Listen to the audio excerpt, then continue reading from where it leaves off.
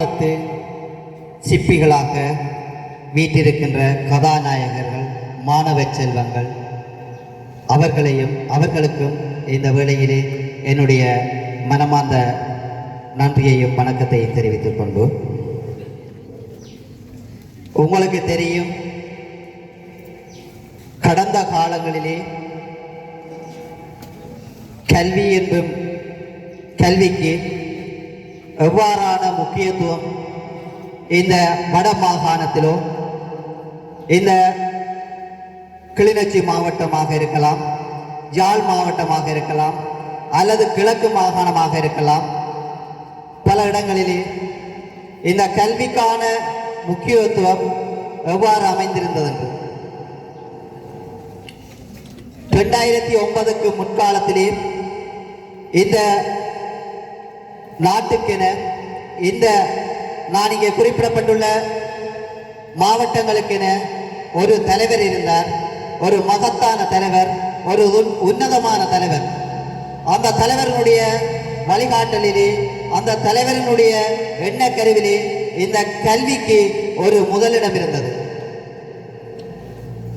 இந்த கல்விக்காக பல கல்வி நிலையங்கள் நிறுவப்பட்டிருந்தது.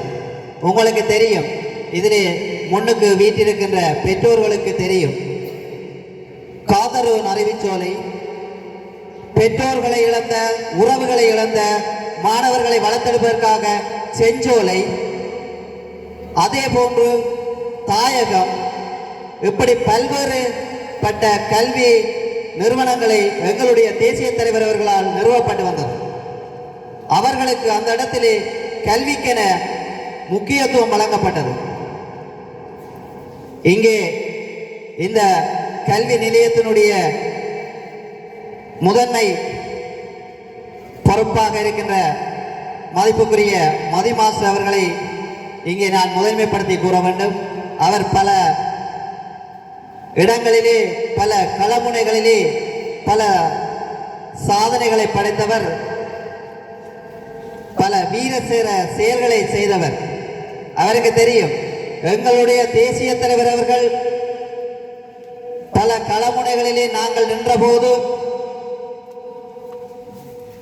பல களமுனைகளில் எதிரிகளை கலைத்த போது, அங்கே எதிரிகளிடமிருந்து மீட்கப்பட்டுள்ள உணவுப் பொருட்களை அந்த களமுனையில் நின்று போராடிய நாங்கள் அருந்துவதற்கு முன்பாக அங்கே கட்டளையிடப்பட்டது. அங்கே கைப்பற்றப்பட்டுள்ள உணவுப் பொருட்கள் அனைத்தையும் கல்விக்கென நிறுவப்பட்டிருந்த செஞ்சோலைக்கும், காந்தரூன் அறிவிச்சோலையிலே கல்வி கற்கின்ற மாணவர்களுக்கும், தாயகத்திலே கல்வி கற்கின்ற மாணவர்களுக்கும் உடனடியாக அதனை அனுப்பி வைக்குமாறு அங்கே கூட அந்த தலைவர் முக்கியத்துவம் கொடுத்தது.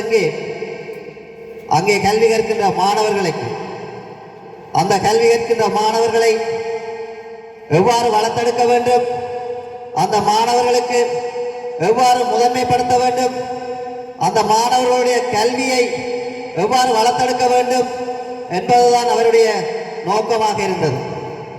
அதே போன்றுதான் அன்று பல கட்டமைப்புகள் இருந்தது, மாணவர் அமைப்பு, இப்படி பல கட்டமைப்புகளுக்குள்ளே அந்த மாணவர்களை கட்டுப்பாடாகவும் ஒழுக்கமாகவும் வளர்த்தெடுக்கக்கூடியதாக இருந்தது. இன்றைய நிலைமையிலே அந்த கட்டமைப்புகள் இல்லாமல் இருக்கின்றது. அந்த கட்டமைப்புக்கு அமைவாக உங்களுடைய பிள்ளைகளை, உங்களுடைய இந்த மாணவர்களை வளர்த்தெடுக்க வேண்டியது, கட்டுப்பாடாக அவர்களுடைய செயற்பாடுகளை கவனிக்க வேண்டிய பொறுப்பு வந்து பெற்றோராகிய உங்களுடைய கைகளில் இருக்கின்றது. மிக அண்மை காலத்திலே கேள்விப்பட்டிருப்பீர்கள், இணையதளங்களில் எல்லாம் அது ஒரு பிரபலியமாக நியூஸ் போய்கொண்டிருக்குது. ஒரு பாடசாலை படிக்கின்ற மாணவன் தன்னுடைய காதலிக்காக தன்னுடைய தங்கையினுடைய தங்க ஆபரணத்தை திருடி சென்று அதனை விற்று அங்கே ஒரு பெருமதிமிக்க போன் ஒன்றை வாங்கி கொடுத்திருக்கிறார். அந்த போன் எவ்வாறு அந்த பிள்ளையினுடைய கையிலே வந்தது, என்று அங்கு இருந்த பெற்றோர்கள் வினாவிய போது அந்த மாணவி பல வகையான கருத்துக்களை கூறியிருந்தார்.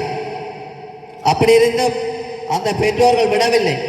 நான் இதனை என்னத்துக்கு கூறுகின்றேன் என்று சொன்னால், உங்களுடைய பிள்ளை ஒரு விடயத்தை சொல்லுகின்றது என்று சொன்னால் அது என்னுடைய நண்பன் வேண்டி தந்தது அல்லது என்னுடைய நண்பி வேண்டி தந்தது என்று சொன்னால் அவருடைய கருத்தை நீங்கள் ஏற்றுக்கொள்ள வேண்டாம். அது எதற்காக வேண்டி கொடுக்கப்பட்டது, அது எப்படி வேண்டி கொடுக்கப்பட்டது, எதற்காக அந்த நண்பி இந்த என்னுடைய மகளுக்கோ அல்ல மகனுக்கோ வேண்டி கொடுக்கப்பட்டது என்பதை நீங்கள் கட்டாயம் வினாவ வேண்டும். அது ஒரு சிறிய விடயமாக நீங்கள் விட்டு செல்லக்கூடாது. அப்படி அந்த பெற்றோர்கள் அங்கே வினாவிய போது அது ஒரு பாரதூரமான செயலாக மாறப்பட்டு அங்கே இன்று அந்த கருத்து வேறொரு திசையிலே திருப்பப்பட்டு பெரியோரு விளைவான செய்திக்கு அங்கே கொண்டு வரப்பட்டிருக்கிறது. அந்த நிலைமைக்கு உங்களுடைய பிள்ளைகள் போகக்கூடாது. இங்கே இருக்கின்ற இந்த மாணவர்கள், இந்த மாணவ செல்வங்கள் அந்த நிலைமைக்கு போகக்கூடாது. அந்த நிலைமைக்கு போகக்கூடாது என்றால் பெற்றோராகிய நீங்கள் அவர்களை கண்ணும் கருத்துமாக கவனித்துக் கொள்ள வேண்டும். உங்களுடைய பிள்ளைகளோடு, இந்த மாணவ செல்வங்களோடு நீங்கள் அன்பாக பழகுங்கள். உங்களுடைய நண்பர்களாக பழகுங்கள். அவர்களோடு நல்லாக இறங்கி பழகி பேசுங்கள். ஒரு விரோதியாகவோ அல்லது அவர்களை கண்டிக்கின்றவர்களாக நீங்கள் இறங்குவீர்களாக இருந்தால் அந்த பிள்ளைகள் நிச்சயமாக வழி தவறித்தான் செல்வார்கள். நீங்கள் அவர்களோடு நல்லொரு நெருங்கிய நண்பர்களாகவோ அல்லது நல்லொரு சிநேகிதர்களாகவோ நீங்கள் பழகி வருவீர்களாக இருந்தால் நிச்சயமாக அந்த பிள்ளைகளுக்கு தங்களுக்கு நடக்கின்ற ஒரு இடையூறுகளை உங்களிடம் வந்து கூறுவார்கள். எனக்கு இன்று இப்படி நடந்தது, அவர் இப்படி செய்தார், இவர் இப்படி கதைத்தார் என்ற விடயங்களை வந்து உங்களோட பகிர்ந்து கொள்வார்கள். நீங்கள் பிள்ளைகளோடு ஒரு சில நிமிடங்கள் அல்ல ஒரு சில மனத்தியாளங்கள் அவர்களோடு செலவழியுங்கள். சில பெற்றோர் மேரை பார்த்தால் பிள்ளை பாடசாலை விட்டு வரும், அங்கே அம்மா சீரியல் பார்த்து கொண்டிருப்பார். பிள்ளை நீ போய் சாப்பிட்டு டியூஷனுக்கு நேரம் போது குளிச்சுட்டு போ. ஏன்னு சொன்னால் அங்கே அந்த அம்மாவுக்கு சீரியல் தான் அங்கே முக்கியமாக இருக்கு. அந்த பிள்ளையினுடைய தேவை அங்கே முக்கியமாக இருக்காது. தயவு செய்து சொல்றேன், உங்களுடைய நேரத்தை நீங்கள் உங்களுக்கு எடுத்துக்கொள்ளுங்கள். ஏனைய நேரத்தை உங்களுடைய பிள்ளைகளுக்காக, இந்த நாட்டினுடைய வருங்கால சந்ததிகளுக்காக நீங்கள் அவர்களுக்காக செலவழிக்க வேண்டிய பொறுப்பும் கடமையும் உங்களுக்கு இருக்கிறது. நீங்கள் அந்த நேரம் உங்களுடைய பிள்ளைகளை நீங்கள் கவனிக்காமல் நீங்கள் வேறு திசையில் செல்வீர்களாக இருந்தால் உங்களுடைய பிள்ளைகளும் உங்களை போன்று அவர்களும் வேறு திசையில் செல்வதற்கு நீங்களே வழிவகுத்து கொடுக்கின்றீர்கள் என்பதை நீங்கள் கருத்தில் கொள்ள வேண்டும். உங்களுடைய பிள்ளைகளை, இந்த மாணவ செல்வங்களை நல்லொரு சிற்பிகளாக எதிர்காலத்து நல்லொரு வளர்ச்சி மிக்கவர்களாக வளர்த்தெடுக்க வேண்டிய பொறுப்பும் கடமையும் உங்களுடைய பெற்றோராகிய உங்களுடைய கையிலே இருக்கின்றது என்று கேட்டுக்கொள்கின்றேன்.